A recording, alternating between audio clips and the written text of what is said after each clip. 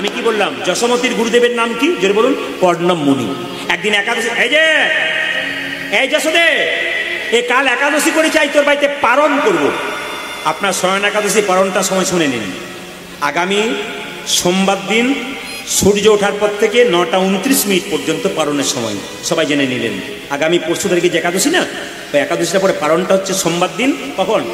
সূর্য ওঠার পর থেকে একবারে সকাল 9:29 পর্যন্ত। একটু মন দিয়ে শুনুন।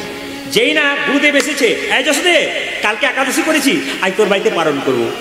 সঙ্গে সঙ্গে যশোমতী বলছে, আমি রান্না বান্না করে দিই, তুমি সেবা করবে। গুরুদেবের অহংকার হলো, তোরা হলো গোয়ালিনীর জাতি, তোদের হাতে খেলে হবে আমার ক্ষতি, আমি তোদের হাতে খাবো না, তুই আমায় চাল ডাল দিয়ে আমি অন্ন ব্যঞ্জন তৈরি করে সেবা করব। ভগবান শ্রীকৃষ্ণ উঠানে খেলা করছিল, মনে মনে ভাবছো গুরুদেব তুমি জাতেরই বিচার করছো, বলছো গোয়ালিনীর জাতি, কিন্তু আমি কে তুমি তো জানো না।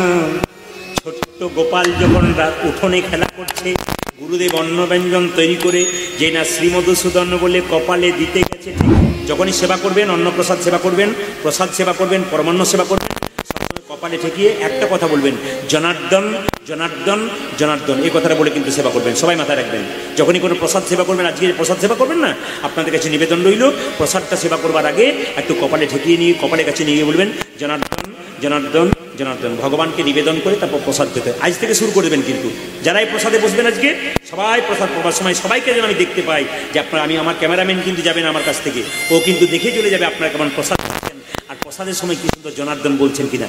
মুখে বলুন না বলুন, অন্তত প্রসাদ পাওয়ার সময় একটু কপালে ঠেকিয়ে প্রসাদ পেতে আমরা ভগবানকে নিবেদন করে প্রসাদ পেতে হয়, কিন্তু জনার্দন বলবেন।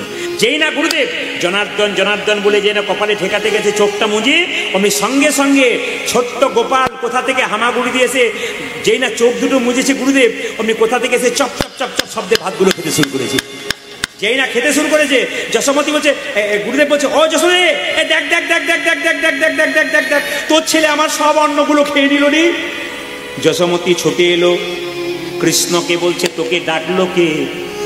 কৃষ্ণ বলল, ওগো মা, ভক্ত যদি প্রসাদে নিবেদন করার সময় আমায় ডাকে, আমি কি না এসে আর থাকতে পারি? ও তোকে ডেকেছে? বল হ্যাঁ।